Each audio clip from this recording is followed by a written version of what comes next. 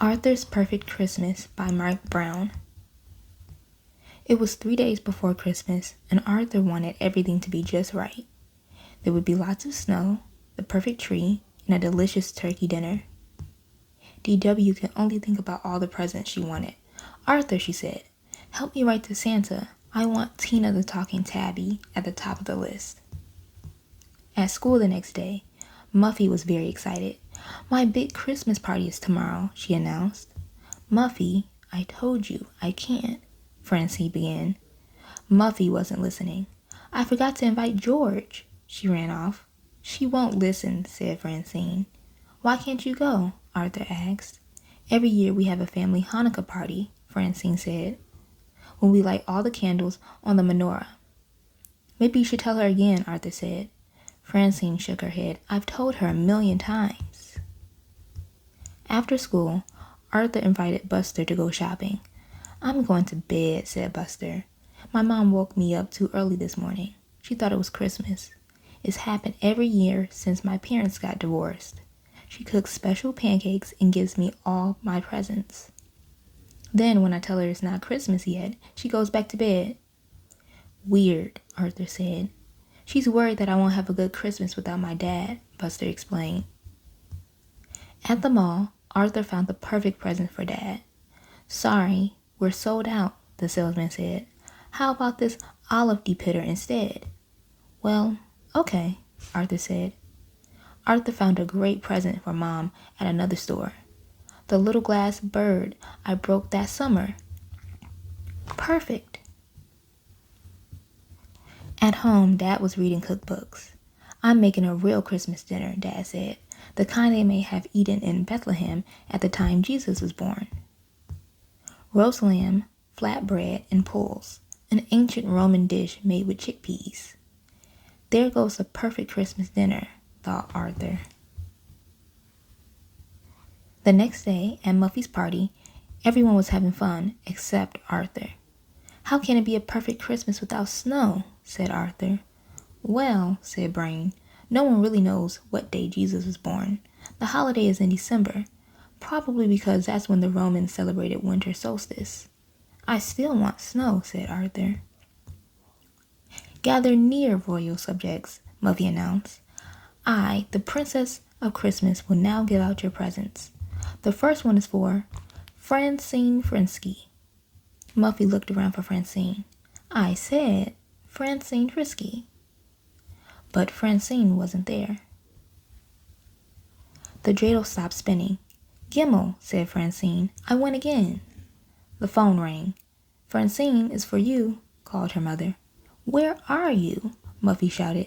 "Muffy," said Francine, "I told you I couldn't come because our family Hanukkah party." "But you see your family every day," said Muffy. "Besides, Hanukkah's not as important as Christmas." Francine gasped. "Well, it is to me." She hung up. Muffy was shocked.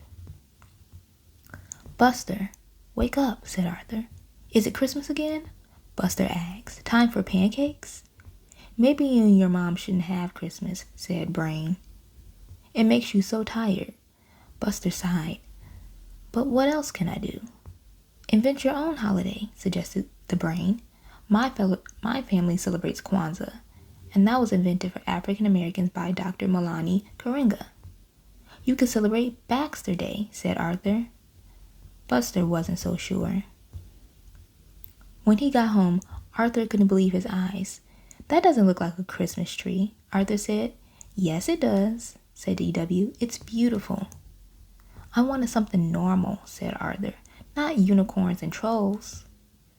"You can decorate the rest of the tree," Mom said, "just the way you want." There goes the perfect tree, thought Arthur. Later, Arthur wrapped all his gifts and put them under the tree.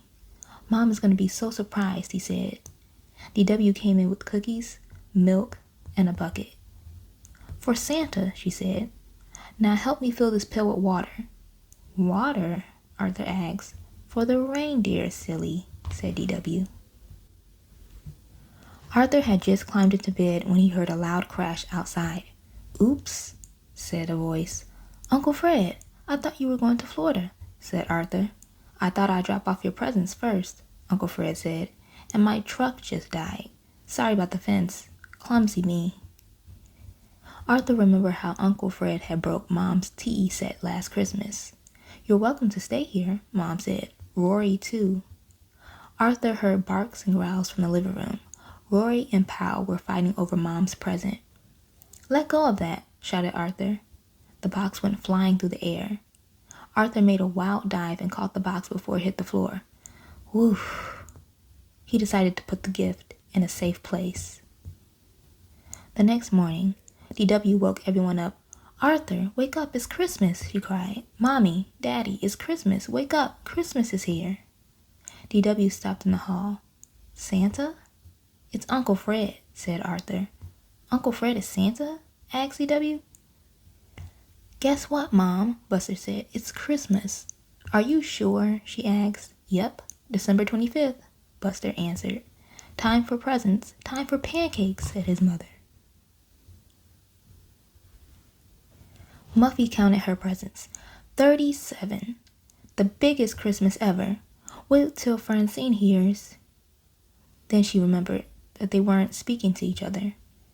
Muffy opened her new makeup kit and looked in the mirror. I don't really need makeup, but Francine might like it. But Francine wasn't her friend anymore.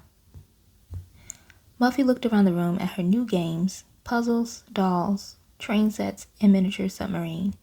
Daddy, she said, my gifts aren't fun if I can't share them with Francine. Her father thought for a moment. Let's go for a drive, Muffin. Maybe that'd take your mind off things. Mrs. Baxter watched nervously as Buster opened his first gift. Cyberside, exclaimed Buster. I'm sorry, we can return it, said his mother. Why? Buster asked. You already have it, she said. I just saw it in your room. No, Buster explained. That's Techno-Trout. Just then, Buster smelled smoke. The pancakes. They dashed into the kitchen. They're burnt, said Buster's mother. I'm sorry. It's okay, Mom, said Buster. I like them kind of browner black. Let's open presents, said DW. I bet Tina's in this one. Wait, don't start without me. Arthur ran upstairs to get Mom's gift. He reached up into the closet, but he was so excited that... Crack! Arthur quickly opened the box. The glass bird was broken.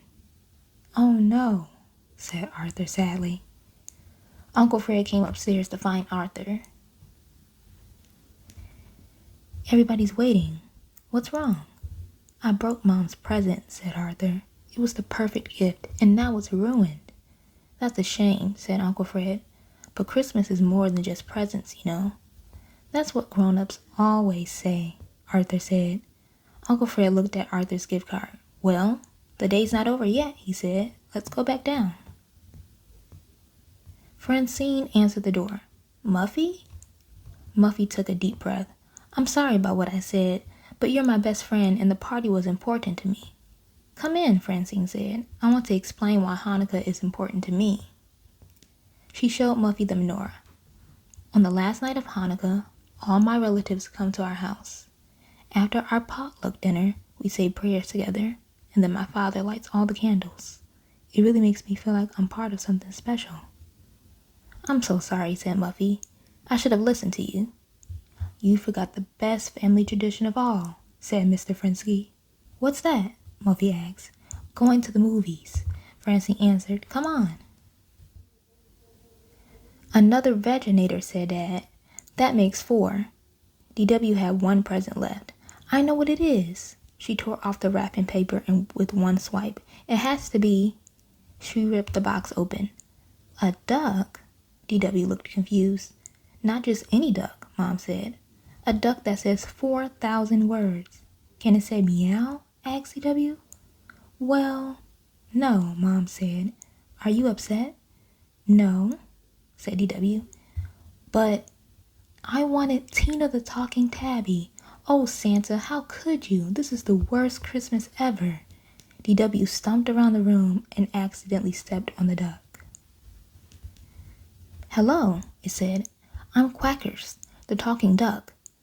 DW picked up the duck and squeezed it. I love you, it said. Do you love me? Hey, said DW, you're kind of cute. She squeezed it again. Quack-a-doodle-doo, said Quackers. DW giggled. Arthur wished he had a gift for his mother. Mom, he began, I have something to tell you. Wait, said Uncle Fred. There's one more present. The card says, to Mom. Love, Arthur.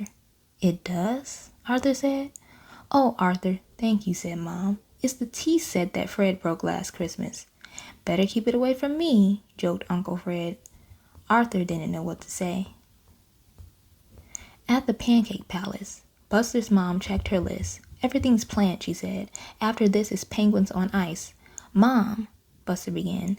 Then we'll rush home so I can start the roast and make the pudding. Mom. Then we'll watch the TV special. Then we'll... Mom. Mrs. Baxter looked up. Yes, dear? Buster took a deep breath. Maybe Christmas can be a day where we just relax. Relax? Said Buster's mother. On Christmas? We can sleep late and eat breakfast and open our presents whenever we want. At night, we can just sit outside and look at the stars. And we wouldn't even have to call it Christmas. It can be our own holiday. Baxter Day. Buster's mother smiled. Baxter Day. I love it. Everyone at the Reed's house was stuffed, except for Arthur. Dinner was great, said Arthur. More halva, please. Arthur, I love this olive depitter, said Dad. It's so useful. Good news, said Uncle Fred. My truck is fixed, so Roy and I will be going to Florida after all. Arthur and Uncle Fred went to get his suitcase. The tea set was your present for Mom, wasn't it? Arthur asked him. Yes, Uncle Fred answered, but it was a lot nicer coming from you. Everyone waved goodbye. As Grandpa Dave backed out of the driveway, he hit the other half of the fence. It fell over with a crash. Oops, called Grandpa Dave. Sorry. Mom sighed. Like father, like son. Later, when Arthur went outside, he was amazed. It's snowing, he shouted. This is a perfect Christmas. Arthur Reed, DW yelled. You better come inside before you catch pneumonia. Do you still like Santa? Arthur asked. He didn't give you what you wanted. Of course, said DW. He knew I liked Quackers better than Tina. She hugged Quackers. Quickie, quacky, doodle-doo. You love me and I love you. He can say 4,000 words, and I want to hear all of them, said DW. Oh, no, Arthur groaned. Arthur's Perfect Christmas by Marc Brown.